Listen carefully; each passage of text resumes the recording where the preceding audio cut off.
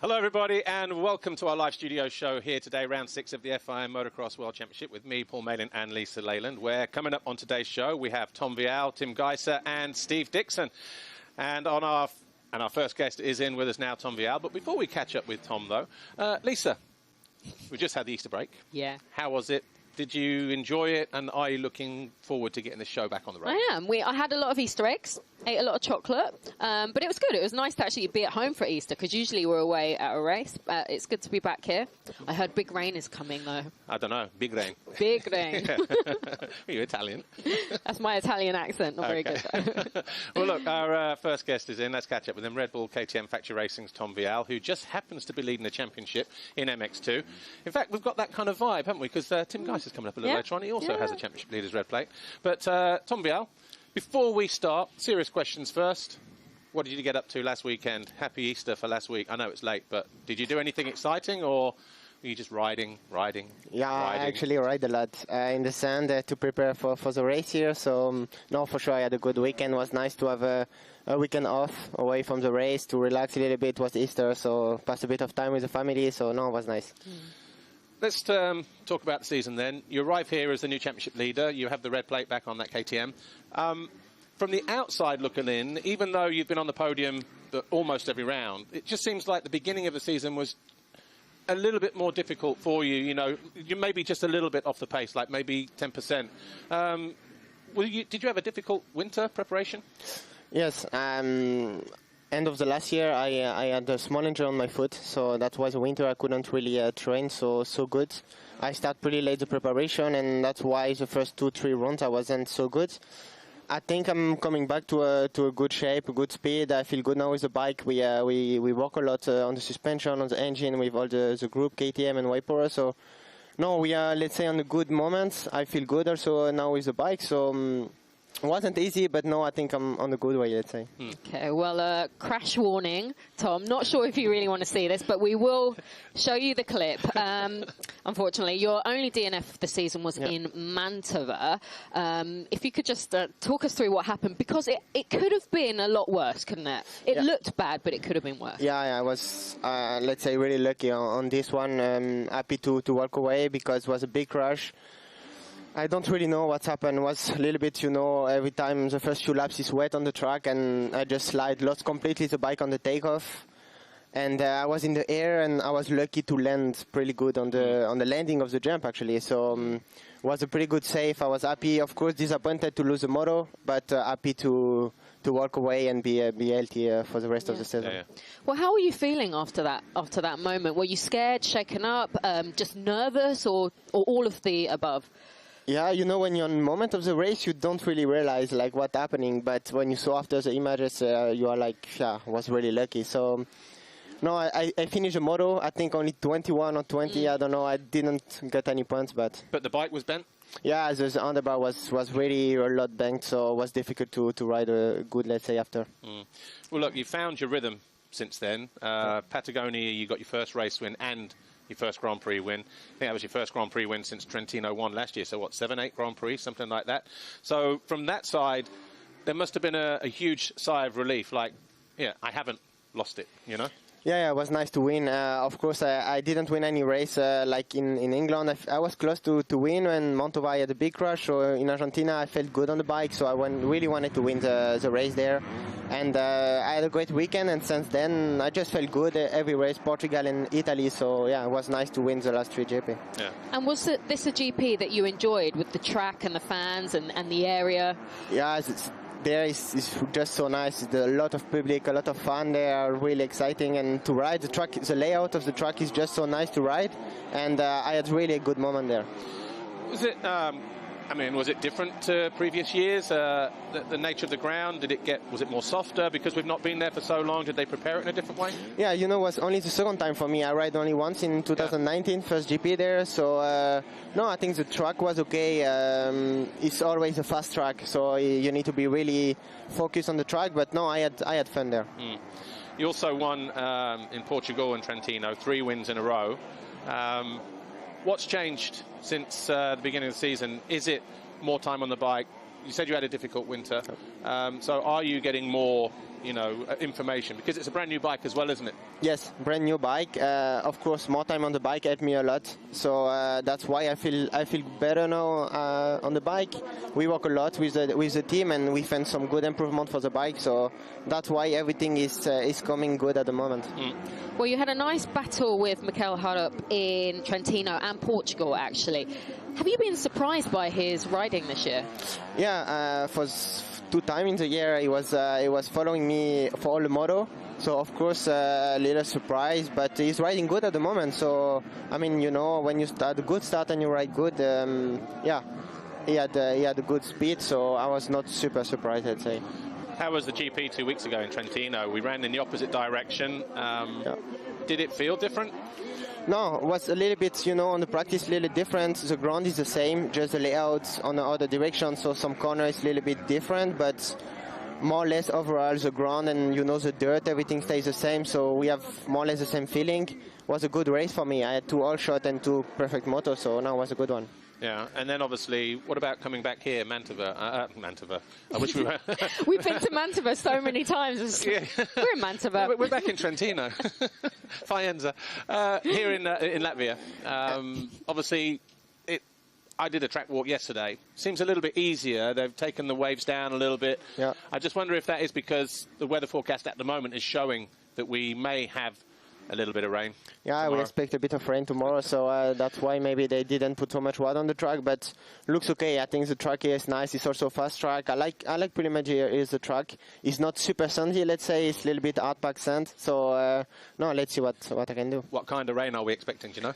Yeah, I didn't check. Better not Big check. rain. Yeah, I heard there's big rain coming this weekend. Big, huge. So if obviously you've never ridden here in the rain, how important will the start be? Because it's normally quite important here anyway, 180-degree right first turn. Yeah, it's the start I think is everywhere important, but especially here, you know, in the sand also for the Google, it's important to have a great start, so I'm going to do my best to have the all shot. Cool. And the red plate is back. Yeah, nice. I was a little surprised, of course, because I didn't know that Thiago crashed in second moto, so I was a little surprised. And no, it's nice to have on the bike. Of course, the season is going to be still really long, but no, it's nice to have it on the bike. All right, well, look, Tom Vialle, thanks for joining us. Thank Red you. Bull KTM Factory Racing. We'll meet our next guest in a moment. But before we do, let's catch up with some highlights from what happened 2 weeks ago. Here's MX2 Race 2 from Trentino.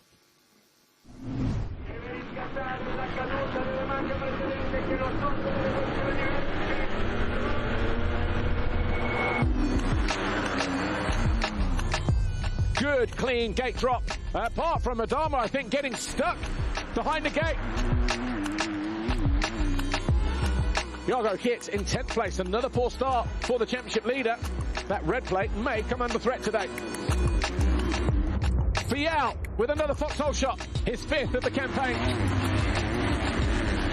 So the 2 French riders, Tom Vialle, Thibaut Beneston.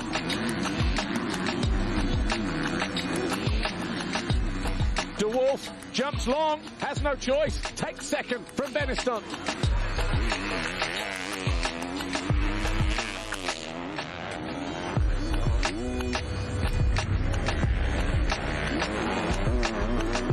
And Adamo. So disappointment for Andrea Adamo, 4th in race 1. He won't score in race 2.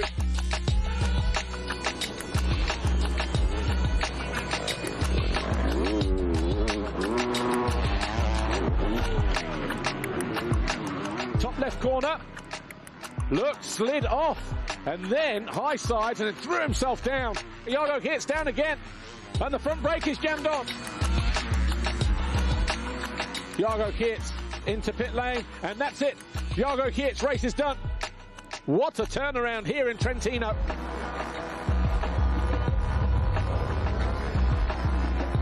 The Big Van World MTX Kawasaki looking like he is going to seriously challenge. He nips down the inside. He'll have the line on the exit. Gifting has to yield. Harup goes through. He now moves into 7th place.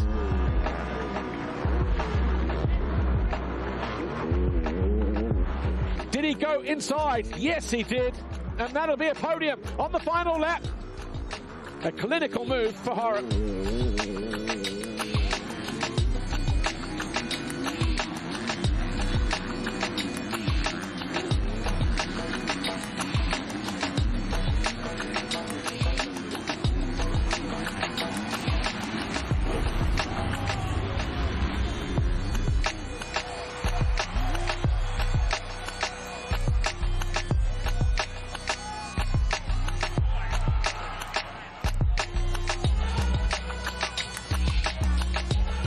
Mikkel Hara makes it 3 in a row. Second overall, Kyle Wolf. But Tom Vialle, 2 wins out of 2. Top step of the podium, championship leaders red flag.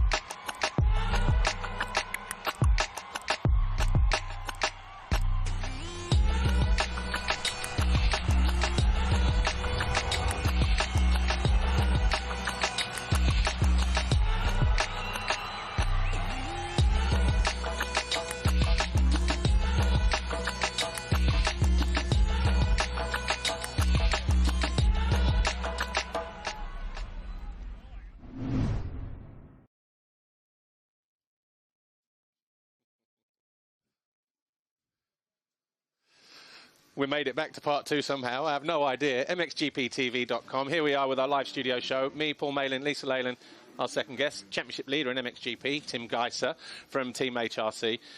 Tim, first of all, where did you spend Easter?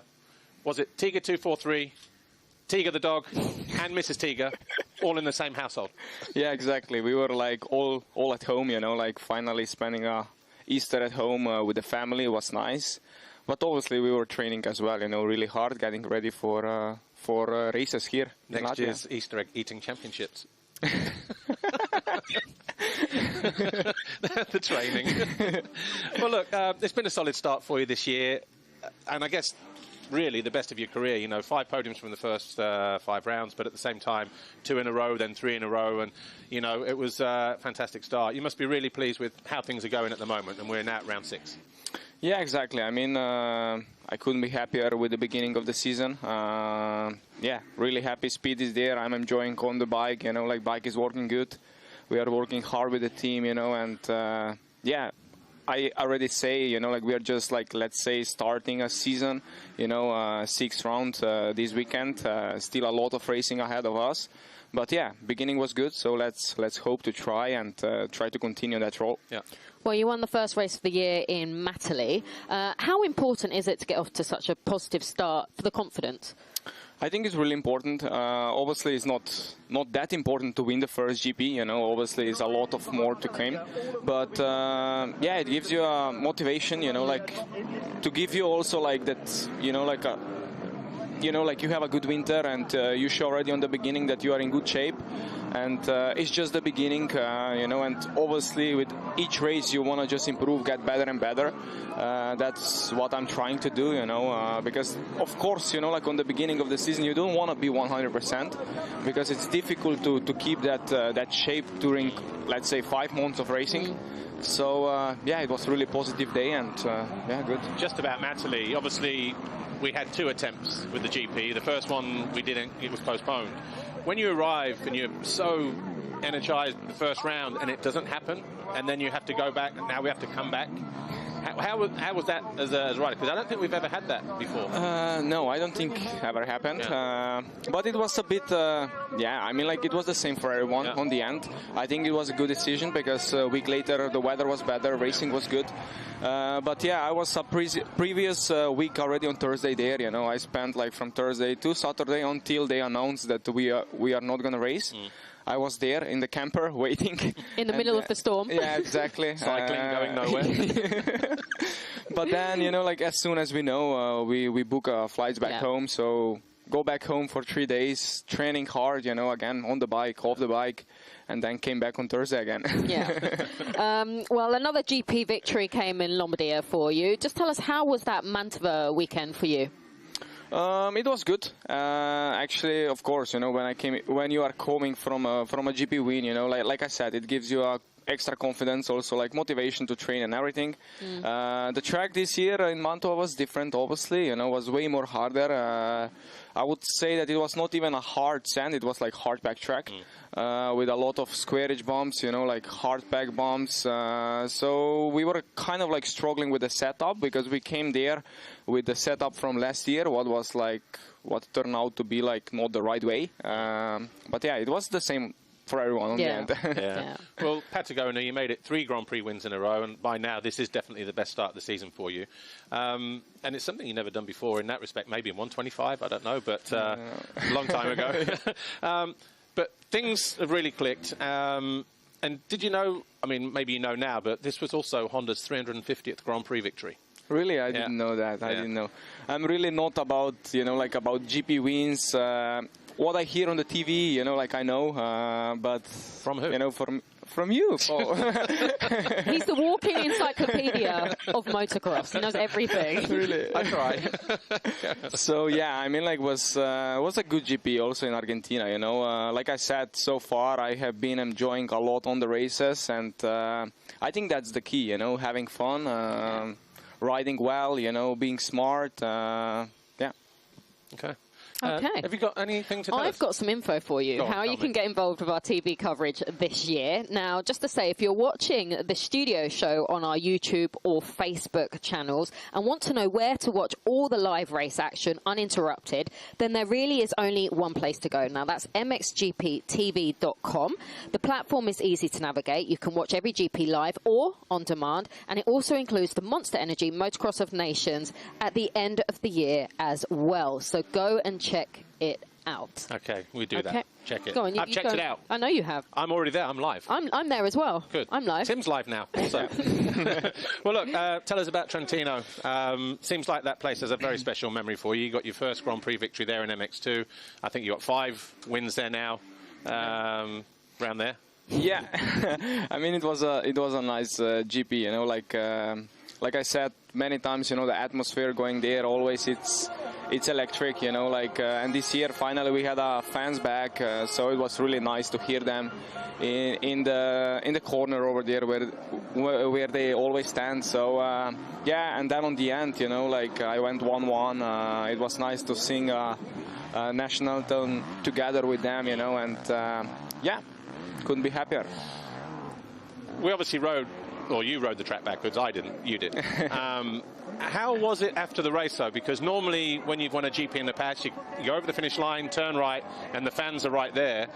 This time you have to pass the finish line in the opposite direction, and then it's like, oh, okay, my fans. I thought going there, but then, the race was still going on, so it was not possible to cross the track, when the riders were still passing. But on the end, when the podium was over, I went there and, say thank you to them, say hello to them. So was still okay, was still good. All right, well, look, I'm gonna have to brave this one out. We're still waiting for Dixon, but I'm hoping he's going to be here 10 seconds before we go. So, Tim Gajser, I'm going to say thank you. Team HRT, enjoy your race this weekend. Enjoy the rest of the championship. Thanks, Tim. And yeah, we'll continue to watch how the season unfolds. Cool, no problem. Right, Steve Dixon is expected anytime soon, but for those who know him, he is last minute Dixon for a reason. But before we try and catch up with him, here's what happened. MXGP at Trentino 2 weeks ago. Here's highlights from race 2, MXGP.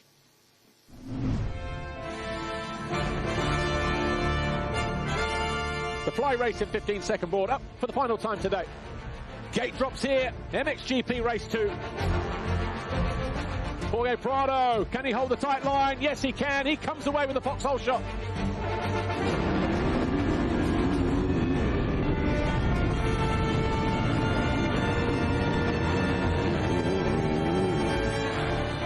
Oh, Jeremy Seawer goes and pops a triple on the opening lap.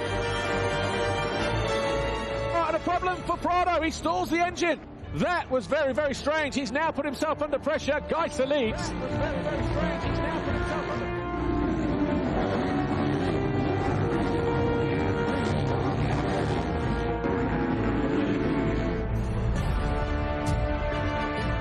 Tim Gajser, though, looking like...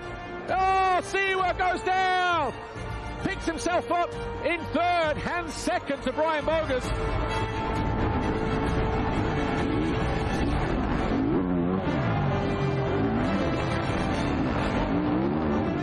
How you doing, Chipper?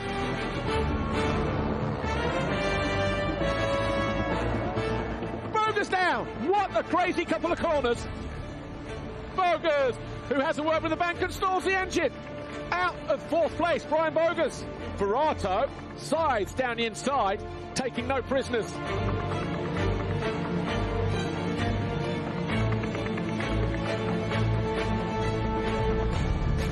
Gajser 10.5 seconds clear at the moment of Seawer. But this is second, third, fourth and fifth in that same corner, on the same straight, heading up to the step-up. Siwa, Renault, Prado, Ferrato.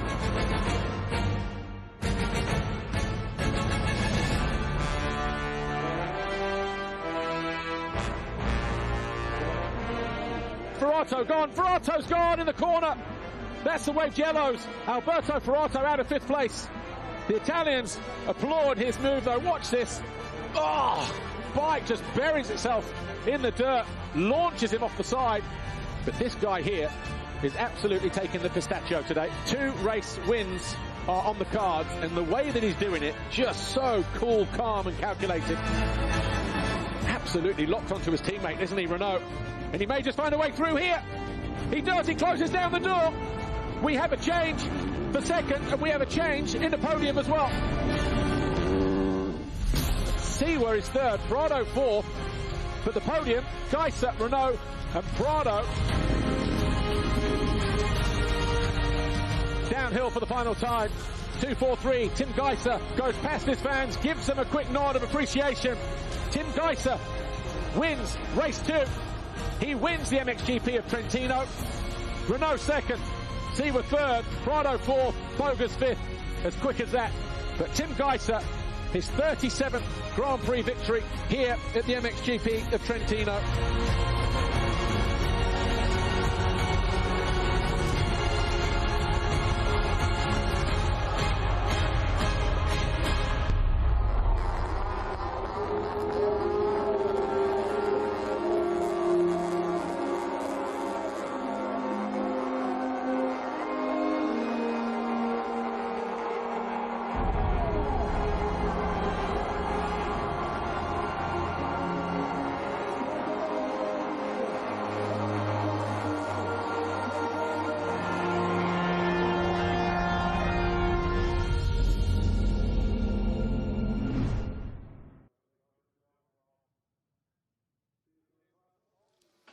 Hello everybody, welcome back to our live studio show here on MXGP-TV.com, probably Facebook and YouTube as well, all those places. It's our third and final part of the show here at round 6, the MXGP of Latvia at Kegums. And our final guest is in, Steve Dixon, the team owner from not just any van world, big van world. That's right. MTX Kawasaki. Steve, good to see you. Round 6, Mikael Harup in MX2 is third in the championship at the moment, going absolutely fantastically well. We'll talk more about that in a moment, but the start of the season, first couple of rounds, sort of, hovering around those sort of 7th, 8th positions in races. Was that kind of where you expected it to be, or did you expect already at the beginning of the season what he's doing now? Yeah, no, we expected it. I mean, we didn't expect to be in this position at this time because, we didn't do any pre-seasons. We let him do his own sort of training, which I went with him. We went with him to Croatia, to Spain, and then set him up in Denmark. And then we thought we'd use the first few rounds as sort of a build, he actually hasn't done any suspension testing yet, even still. Wow. So, we're just building for the long championship because it's, from last year it was 20 races condensed. This year it's 20 rounds long and 2 days. So, we had a lot to change and get used to. In terms of getting used to things and having that new rider on the team. Obviously, the first GP is at Matterley Base and you run it, it's your event. How much does that detract from what you have to do as a race team owner in making sure that all of that is running smoothly as well? Or does it not really? I guess it's quite the juggling act. Yeah, I mean, I'm pretty used to it. I mean, it's on the doorstep and we have a fantastic crew at Matterley as well. And we put a lot of effort into the off-season, like I said, going with Mikael, following him in his training. And, he's got a good training mechanic, Mads, and, his race mechanic, Geordie. So everyone's sort of pulled together to sort of bring it back more to old school days, really. And but Matterley, that was really hard because of the cancellation. We're still sort of suffering now. Like, it was that whole week of getting it ready for the next week, trying to define people was a lot harder. Yeah. All right. Well, round 3 was Argentina, and we really saw Mikael up his game, 4th and 3rd for 3rd overall, to get his 2nd podium in MX2. Just tell us about that weekend for you and the team, and Mikael. Yeah, I mean, we have a knack of doing well at away GPs. Talk us through it. Oh, yeah. So, yeah, no, I mean, normally we do, we had, like, Brillikov had a second, and, faraway GPs, we seem to do well. I don't know why. We'd sort of have good setups. But, yeah, I mean, it was fantastic for Mikhail. Again, we didn't expect it. And, yeah, I mean, he rode fantastic as well. And so, yeah, and then we expected it, but not quite so soon. That's what I keep saying. I mean, but, yeah, I mean, and he's carried it on, which is fantastic. And, yeah, now it's going to come harder.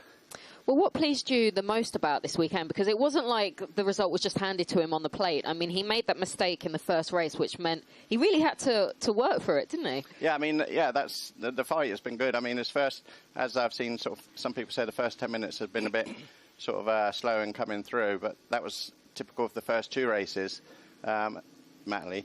And then, so we go to the other one. So, then we just carried on, and you did well, and, yeah, just fantastic, really.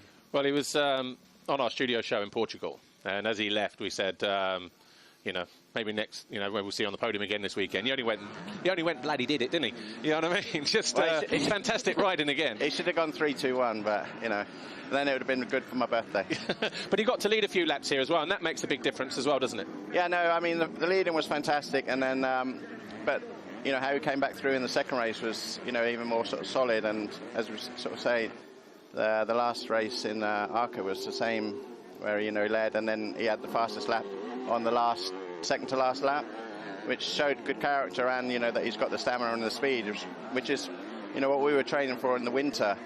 As I say, we've still got another 15 rounds, and I know it's nice to get excited, being in third and stuff like that, but, this game has a nasty thing of coming back and biting you, so... But last week I got over the commentator's curse with Lisa, so that actually was a bigger mountain to get over than I was hiding from her. That was actually a bigger mountain to get over. I was impressed. I actually called you and you made the effort to come to pit lane and do that interview, and nothing happened. Nothing happened. I mean, normally I speak to the commentator and something goes wrong. Oh, he's leading. No. Now he's fallen over. Okay. Well. Talking of Mikhail, second overall in Portugal, showing us what he's capable of, and then another podium came in Trentino, and to us it looks like he's getting used to being on the podium, like he belongs on the podium. Yeah, I mean, say podium a few more times. Podium.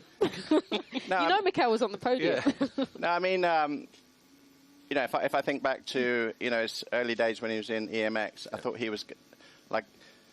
Yeah, I mean, we've seen sort of Puigis, Conrad, those guys, we've seen them come up really, really good and then sort of fade off. And I didn't know if he was one of those guys, because obviously he was in a big team. And, yeah, it was, I don't know what happens to those guys because, I mean, Conrad is one of those guys that should have made it by now. Suddenly he was an 85 at Matley and now he's 23 sort of thing. It's crazy. And Mikhail, Puigis, and... Yeah, I was glad to get sort of Mikhail out of that sort of category, and sort of now he's starting to make it because he had one podium, in 2020, so but went off the radar. Yeah. Well, look, before we go, obviously Courtney Duncan, no 4th world title for her, unfortunately, broken collarbone in Portugal. What's the recovery process on that? When do we expect to see her back on a bike? Well, I mean, if it was me, it's never over till it's over. I mean, anything can happen. I mean, there's long break between sort of Spain and the last one. There's 2 weeks before Spain. So, yeah, I would say you still got to go for it. I mean, nothing's over until it's mathematically over for me. Okay. Well, look, thanks for now, Steve. Okay, no worries, thanks. The team owner, Big Van World MTX Kawasaki. Here's a quick reminder of what we've got coming up on the show today, or on MXGP-TV today. We'll be back live at 2:40, and that will be this is the broadcast time, by the way, of EMX Open Race 1. Then we've got 125s, qualifying MX2 and MXGP as well. Of course, we've got all the action live tomorrow as well. The second races from those European rounds and the 4 races from the World Championship. Well, look, that's it. That's all we've got time for.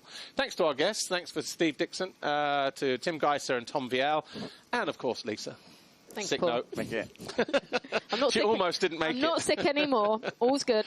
All right. Well, look, that's it. We'll see you in a couple of weeks' time, and we'll be in Italy at Maggiora. We'll see you then. Thanks for watching. Bye for now.